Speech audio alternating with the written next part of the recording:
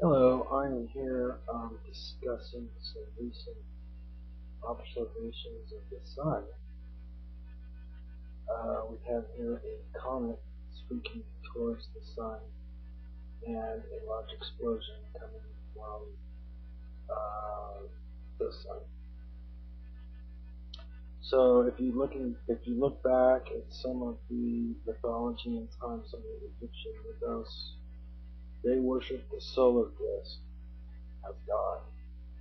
The Myans 10,000 years ago built the pyramid of the sun and the moon.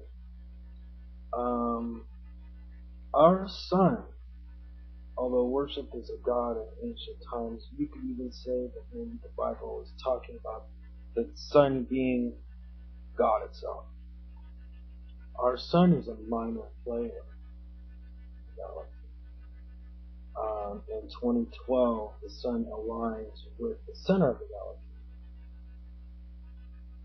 So when we see this video, we're seeing that this comet, maybe it was even made of antimatter.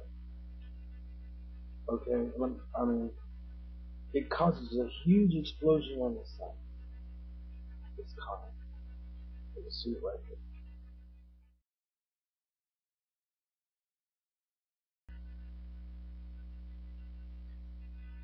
So what you're seeing, if you'll notice, you'll see a flash before the comet comes in at an angle, and then another flash. If you're used to looking at experiments in physics in recent times, they have shot laser beams into vacuum chambers where it's going faster than light, and you see the effects before the laser beam enters the vacuum chamber.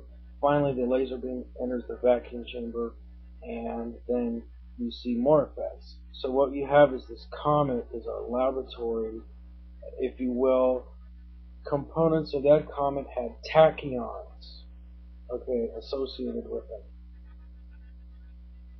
You don't have to worry about those tachyons. Physicists and scientists and mathematicians like myself are going to worry about that and studying it and trying to come up with a paper. Maybe we'll never come up with a paper in our lifetimes for this event. Nevertheless, this comet causes a huge explosion in the sun. Now, meteorites and asteroids hit the sun all the time. Okay, so here you have. Okay, that's not a sunspot. That's something impacting the sun, causing a huge explosion. If you remember, the sun is a fusion reactor using, you know, one element, simple element, into a heavier element. It keeps getting it into heavier elements. It burns it. When it gets to the sequence of iron and tries to fuse iron, then the sun will go supernova. We don't have to worry about that now. The sun is still primarily hydrogen and helium. This object that hit the sun caused a fundamental nuclear, chemical, and nucleonics that we don't understand that change in the sun.